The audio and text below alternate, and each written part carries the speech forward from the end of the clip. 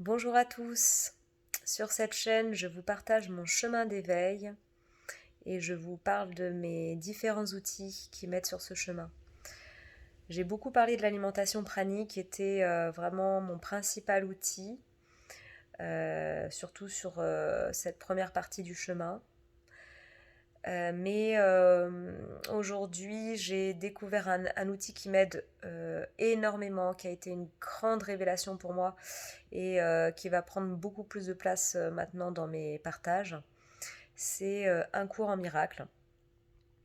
Donc je tiens à rappeler pour ceux qui n'auraient pas suivi mes anciennes vidéos, moi, mon histoire personnelle, le sujet qui revient très souvent est le sujet de l'alimentation.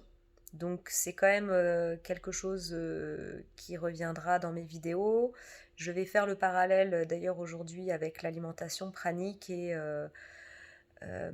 les transformations que j'ai pu faire dans mon alimentation via ces nouvelles prises de conscience. Mais en fait, il faut savoir qu'on a chacun un sujet différent. Nous sommes un tout, donc nous sommes une pièce du puzzle avec chacun le sujet qu'on doit guérir. Évidemment, on peut retrouver des similitudes dans chacun de nous, puisque dans chacun de nous, il y a ce tout. On est vraiment euh, chacun une part de ce tout. Et chaque personne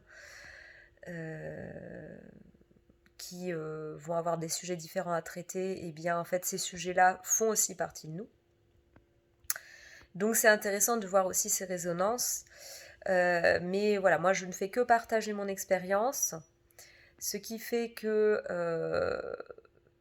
vous n'allez peut-être pas ressentir les mêmes effets, les mêmes euh, expériences chez vous, mais ça peut vous parler, ça peut vous aider et surtout essayer de faire le parallèle avec votre propre histoire euh, si ça vous aide. Mais en fait, le plus important dans ce que je vous partage, c'est surtout le mécanisme. Et c'est ce dont je vais vous parler aujourd'hui. Je vais vous parler donc encore une fois du pardon, mais j'ai encore mieux compris le pardon aujourd'hui et je l'intègre vraiment dans mon quotidien et je vais vous expliquer comment ça m'aide. Déjà, je tiens à rappeler que dans un cours en miracle, en fait, il y a une partie de leçons. Donc moi, j'en suis à la 69e leçon. Il y a 365 leçons et toutes ces leçons permettent d'apprendre justement ce processus de pardon, ce mécanisme de pensée, comment passer d'un esprit dominé par l'ego à un esprit juste dominé par le Saint-Esprit. Comment donner la place au Saint-Esprit, c'est-à-dire la voix intérieure, la guidance liée au divin, et comment se libérer de toute cette manipulation de l'ego, de cette histoire personnelle, qui ne sont en fait que des illusions. Donc ça, je vous ramène vraiment à des vidéos qui parlent du cours en miracle, ou en tout cas qui vont introduire ces notions, parce que je peux pas... et je vous l'expliquerai très mal, comparé à d'autres vidéos et d'autres chaînes YouTube qui sont vraiment dédiées à ça.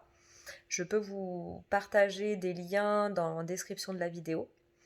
Mais si ça vous intéresse d'aller voir ces notions-là, allez directement voir ces liens. Mais en gros, il faut savoir que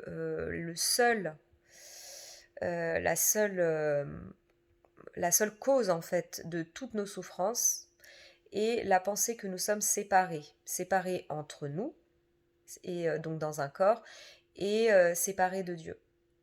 Donc pensez que la matière, tout ce monde de la matière, toute notre personnalité, notre histoire personnelle, nos souffrances, nos sujets qui nous préoccupent sont réels. Et en fait, ce ne sont que des illusions. Et surtout de penser que nous sommes séparés. C'est ça qui nous plonge dans la souffrance, dans des sentiments de manque, de culpabilité, etc. Alors, le pardon. En fait, moi, j'ai un petit jeu de mots qui m'est venu et qui vraiment, je trouve, résume bien ce qu'est ce processus. C'est le pardon par le don. Donc, c'est-à-dire de donner, de remettre au Saint-Esprit l'objet de notre souffrance. Donc, quand on commence un cours en miracle, on essaye de mettre en lumière tous les mécanismes de l'ego et tout ce qui nous fait souffrir. Donc, des pensées. Tout ce qu'il y a dans notre système de pensée. Et donc, quand on prend conscience que ça c'est présent, voilà, déjà on ne le juge pas, parce qu'en fait, plus on va juger, plus on va culpabiliser de se remettre dans des schémas de pensée, plus on va rendre ça réel. Donc déjà, c'est la première chose à faire, c'est de ne pas se laisser piéger, parce qu'en fait, le fait de culpabiliser, c'est comme se laisser prendre au piège par l'ego, pour rendre ça encore plus réel, de se plonger dans des émotions très très souffrantes. Ça peut être aussi de la colère contre quelqu'un d'autre, si c'est le comportement de quelqu'un d'autre qui nous affecte. Moi, pour ma part, c'est souvent la culpabilité, c'est donc vraiment de la colère contre moi-même, contre mes comportements. Mais voilà, que ce soit de la colère ou de la culpabilité, ça ne va ne faire que renforcer la croyance que tout ça est réel. Donc on essaye tout de suite de se rendre compte qu'on a pensé ça, qu'on a eu ce jugement, souvent c'est du jugement, hein, de bien et de mal, de mieux ou de moins bien, et le jugement d'un comportement, juste ou injuste, etc. Donc déjà on se rend compte que on a eu cette pensée, qu'on n'a pas à la juger, et ensuite on la remet au Saint-Esprit. Dans la voie de la lumière et du divin qui va mettre ça en lumière, le libérer, et en tout cas remettre de la lumière dans les ténèbres. Parce qu'en fait c'est ça, on se trouve complètement dans le brouillard, dans les ténèbres, dans le noir, obscurci par nos pensées. Et le fait de déjà prendre conscience, on met ça en lumière, et ensuite le fait de, si vous voulez, on peut même imaginer des nuages, on va essayer de souffler, donner un gros coup de vent pour que les nuages s'en aillent, ou passer la main au travers des nuages pour se rendre compte que en fait ce ne sont que des nuages. Et ensuite, on va chasser les nuages et on va se rendre compte que la lumière qui est à l'intérieur de nous, elle brille. Elle est toujours là. euh, et on va tout simplement rallumer la lumière. Donc, en fait, il s'agit de faire ça. Quand on est sur un processus de guérison, d'éveil, toute la journée, toute la journée, toute la journée, dès qu'il y a une pensée, on ressent en fait à l'intérieur de nous une sorte de contraction, de restriction, de tension, de stress, de plein de mauvaises sensations, eh bien, c'est qu'il y a une pensée, donc on essaye d'aller voir cette pensée, et cette pensée, on la pardonne. On la donne, on la remet au Saint-Esprit, tout simplement. On remet de la lumière. Et moi, je trouve que le meilleur outil, c'est la méditation, parce que le fait de méditer, ça nous rapproche du divin, quand on est vraiment dans un état de pleine conscience, enfin de conscience sans pensée. Ça nous permet déjà de faire cette connexion avec le divin, ou en tout cas d'être sans pensée, hein, tout simplement, de ne pas être manipulé par l'ego à ce moment-là. Ça nous remet dans notre état d'être, notre état naturel, notre état réel, dans la réalité. Et du coup, c'est plus facile dans la vie de tous les jours, quand on a une pensée, quelque chose qui nous fait souffrir, et bien de revenir tout simplement dans cet état. Parce qu'on le connaît, on a l'habitude de le côtoyer. Donc c'est pour ça que moi je conseille vraiment la méditation. Mais après ça peut être plein d'autres outils que je connais peut-être moins bien. Voilà, mais en tout cas, essayez de trouver le moyen par lequel tout de suite rallumer cette lumière. Donc déjà, vous rappeler tout simplement que ce ne sont que des illusions et que vous faites souffrir vous-même en fait. Vous vous mettez dans le brouillard tout seul à cogiter. Alors le pire de tout, c'est de cogiter, de ruminer, de retourner le problème dans tous les sens, d'essayer déjà de penser déjà qu'il y a un problème et d'essayer de trouver des solutions. Ça ne fait que renforcer l'ego, redonner du pouvoir à l'ego. Et je connais vraiment le problème, hein. J'ai été moi-même dans cette tyrannie pendant des années, des années. Le cours en miracle me sauve de tout ça, réellement. Déjà de savoir que tout ça n'est qu'une illusion, que ce ne sont que des faux problèmes, que c'est nous-mêmes qui nous mettons dans cette souffrance, tout ça parce qu'on pense être séparés des autres et de Dieu, qu'on est en manque de quelque chose, qu'on a des besoins, qu'on a un corps, qu'on doit cocher toutes les cases pour être bien dans notre corps. Enfin, j'ai fait ma dernière vidéo sur le corps, le fait déjà d'avoir compris que je n'étais pas ce corps et de me libérer de ce poids, de devoir m'occuper de ce corps, mais ça a été une délivrance énorme. Alors après, on peut faire tout un tas de choses pour se sentir bien dans son corps, c'est pas le souci, mais de croire que la guérison vient du corps et qu'il faut absolument cocher toutes les cases, faire du yoga, alors même la méditation, hein, la méditation c'est un outil, mais il ne s'agit pas non plus de se mettre une discipline hyper rigide de devoir méditer tant de temps, tel jour et tel jour. Enfin, c'est quelque chose qui doit venir du cœur en fait. Tout ce que vous allez faire au travers de votre corps, ça doit venir en premier lieu de l'esprit juste, du Saint-Esprit, du cœur, de votre âme si vous voulez. Donc, n'essayez pas à tout prix de cocher toutes les cases en pensant que c'est ça qui va vous guérir, vous délivrer de la souffrance. Ça ne passe pas par le corps. Et moi justement, je fais le parallèle avec l'alimentation pranique, où je pense que c'est un merveilleux outil pour se reconnecter au divin.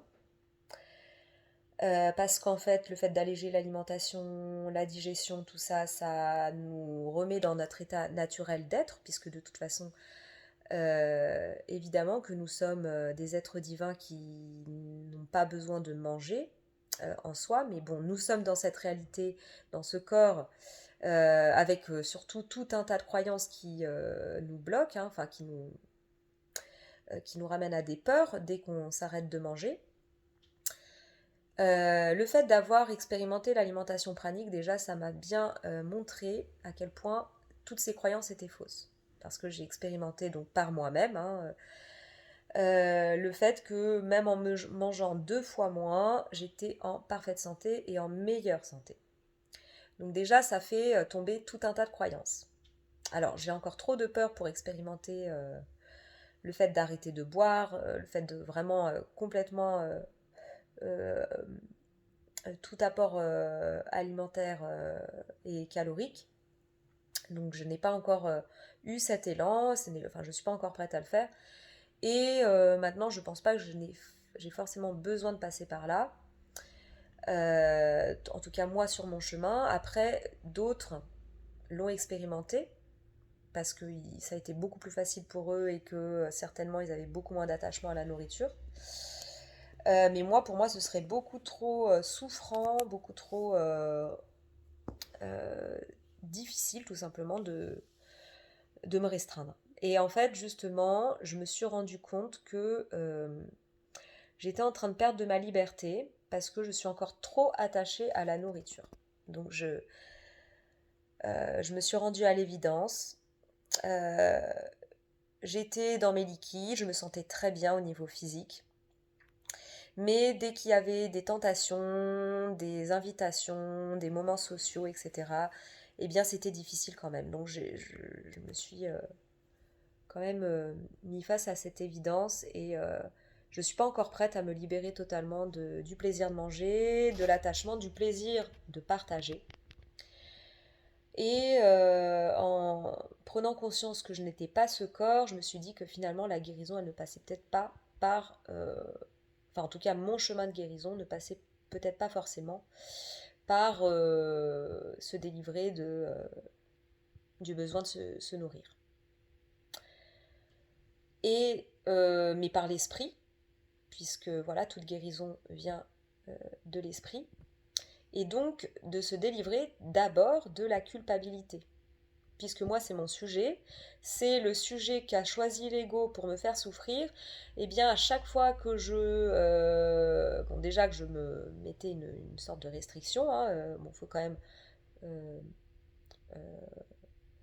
à un moment donné, l'alimentation liquide passe quand même par une sorte de restriction. En tout cas, moi j'ai pris conscience que ça me mettait dans une sorte de privation de liberté. Et donc, ça veut dire que l'ego se servait de ça pour me faire culpabiliser dès que je sortais de la contrainte que je m'étais donnée, moi-même. Donc, en fait, l'ego, et je pense que c'est pour ça que j'ai jugé plus bénéfique pour moi d'en sortir, en tout cas à un moment.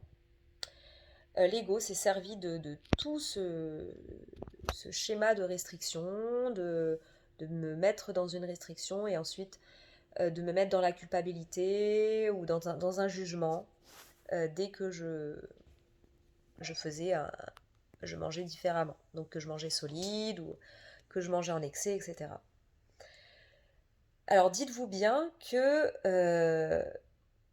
quand vous avez un comportement qui vous semble inadapté, déjà, rappelez-vous tout simplement, pardonnez, tout simplement, en vous rappelant que ce n'est pas réel. Donc là, tout de suite, normalement, vous ne devriez pas avoir à culpabiliser. Parce que je vous rappelle, le fait de culpabiliser, ça rend réel encore plus cette illusion. Quand vous avez... Donc là, je vais faire le parallèle avec l'alimentation. Quand vous avez une envie qui vous semble inadaptée, c'est-à-dire de craquer sur un énorme gâteau avec du gluten, des choses qui vous semblent inadaptées pour vous, que vous ne digérez pas bien. Donc là, je parle de choses que je connais, hein. Que vous mettez du jugement sur ce comportement et que vous en avez quand même très envie parce que vous manquez d'amour, parce que vous avez besoin de ça pour vous rassurer, vous réconforter, éteindre une émotion, etc. Eh bien, le fait de ne pas s'autoriser ça, de se restreindre, vous allez donner encore plus de pouvoir à l'ego. Donc je sais que dans certaines vidéos, j'ai parlé d'état de paix en essayant de ne pas écouter cette envie, etc. Ça peut être une solution. Si vous en sentez capable, en fait, si le fait de ne pas écouter cette envie à ce moment-là, parce que vous êtes quand même dans un état de bien-être et que c'est juste une envie qui passe et elle passe facilement et que vous arrivez à retourner facilement dans la paix, eh bien, pas de problème. Voilà, vous retournez dans votre état de paix, vous pardonnez à cette envie qui est de toute façon illusoire, vous n'en avez pas besoin évidemment. Mais si cette envie est trop forte, en tout cas que vous ne vous sentez pas en paix à ce moment-là, eh bien, le fait de se restreindre et d'être dans le contrôle, c'est encore pire que tout et ça redonne encore plus de pouvoir à l'ego. Ça rend cela réel. Et le fait peut-être de se donner le droit de manger à ce moment-là, eh bien, ça va déjà vous permettre de pardonner ce comportement en, en arrêtant de culpabiliser. Et en faisant tomber la croyance que justement vous allez mal digérer, que c'est pas bien, que voilà, vous allez juger ce comportement, etc. Et bah faites l'effort à ce moment-là, mangez avec plein d'amour, en vous imaginant que vous êtes entouré d'une symbolique divine, que vous êtes que c'est tout à fait autorisé, que vous le faites avec amour, etc. Surtout faites-le avec plaisir et joie, sinon ça sert à rien évidemment. Donc autorisez-vous ça pleinement. Et ensuite, bah, ça va être l'occasion, prenez-le comme la merveilleuse occasion pour vous de pardonner ce comportement, cette illusion en fait, cette croyance que c'est réel, tout simplement. Accueillir. Il faut accueillir sans croyance et en se disant que bah, si ça se trouve, vous allez super bien digérer parce que vous êtes libéré de la croyance que c'est pas bon pour vous. En fait, le fait qu'on ait des symptômes et que on se sente pas bien après avoir mangé, souvent c'est lié à la culpabilité. Donc moi, depuis que je me suis libérée de la culpabilité, j'ai quasiment plus de symptômes en mangeant. Alors il y a aussi le fait que je ne mange pas en excès, hein, depuis que je me suis tout autorisée, je n'ai plus, moins j'ai de restrictions, moins j'ai d'envie d'excès, et je ne fais que écouter les envies qui viennent. Euh, alors je mange beaucoup moins qu'avant, évidemment, avant le chemin pranique. Je mange 2 fois moins qu'avant parce que je me sens quand même nourrie d'une autre énergie. J'ai pris conscience déjà que j'avais moins besoin de manger. J'ai fait tomber la croyance que mon corps physique avait besoin de tant de nutriments, de tant de calories, etc. Donc tout ça, voilà, je ne fais que écouter mes besoins sur le moment. Je n'ai plus du tout de croyance à ce niveau-là et du coup ça me libère, je suis complètement libérée de, de la croyance que j'ai besoin de manger ça et ça, donc j'ai plus de notion de nutriments. Alors après, je dis pas que tout le monde en est capable, il faut déjà avoir expérimenté ça, hein, si du jour au lendemain vous vous dites bon bah tant pis, j'arrête enfin je ne mange plus ce que je mangeais avant parce que j'ai décidé que je voulais plus y croire, ça va pas forcément marcher du jour au lendemain. C'est tout un processus de se détacher de ses croyances. Donc faites-le petit à petit. Si jamais vous avez envie d'expérimenter l'alimentation liquide en vous défaisant en arrêtant vos compléments alimentaires et en vous détachant de toute notion de nutriments, de faire des jus, etc., etc. Alors moi, je viens de la naturopathie, je suis naturopathe quand même à la base, donc c'est vrai que ça a été encore plus compliqué pour moi de me détacher de tout ça. Mais en fait, voilà, de prendre conscience que en fait, l'énergie et le, le, nos besoins sont à l'intérieur et viennent de la pensée. Alors on peut parler du prana, mais en fait le prana ce n'est qu'une information qui vient nous nourrir, qui vient voilà, qui vient apporter une information au corps physique en fait. Mais voilà, je ne vais pas m'étaler sur tout ça parce que ce sont quand même des notions qui prennent du temps à comprendre et donc je vous renvoie à des vidéos sur le pranisme, etc., etc., ou à d'autres vidéos que j'ai pu faire.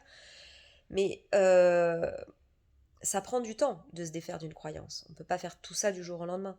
Sauf que moi, aujourd'hui, avec mon parcours dans l'alimentation pranique, etc., et grâce au cours en miracle, qui n'a fait que renforcer cette notion-là, que le corps physique est une illusion, que toutes ces règles physiques, toutes ces lois physiques ne sont que des croyances dont on peut se détacher, et eh bien voilà, ça nous libère totalement de nos besoins de devoir manger, toutes ces contraintes, et aussi bien de la croyance que si on mange ça, bah, c'est pas bien. Donc du coup, bah, c'est beaucoup plus simple de se nourrir. C'est-à-dire que moi maintenant, alors j'ai laissé tomber 100% liquide, je mange liquide, on va dire 50% du temps. 50% de mon alimentation et liquide. Donc déjà, bon, c'est pour parler de façon plus pragmatique, euh, j'ai divisé par deux à peu près mon apport en calories depuis 1 an et demi. Et donc je suis autour de 1500 calories, ça peut dépasser, hein, c'est une moyenne. Je suis autour de 1500 calories par jour, kilocalories, pardon, pour être plus précise. Et on va dire que 50% c'est plus sous forme liquide et 50% c'est plus sous forme solide. Mais ça varie. C'est juste pour vous donner une idée, si ça peut vous inspirer.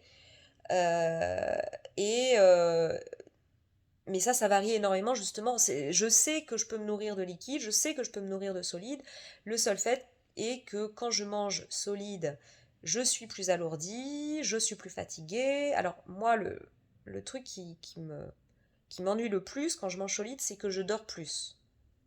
Et comme je suis jeune maman, enfin en tout cas que j'ai un enfant en bas âge à gérer, que j'ai pas beaucoup de temps pour moi, j'aime me lever plus tôt, avoir du temps pour moi, pour étudier le cours en miracle, pour faire ma méditation du matin qui me permet de me mettre tout de suite dans l'esprit juste, qui me reconnecte beaucoup plus, enfin dès le début de la journée, à ma voix intérieure, et voilà.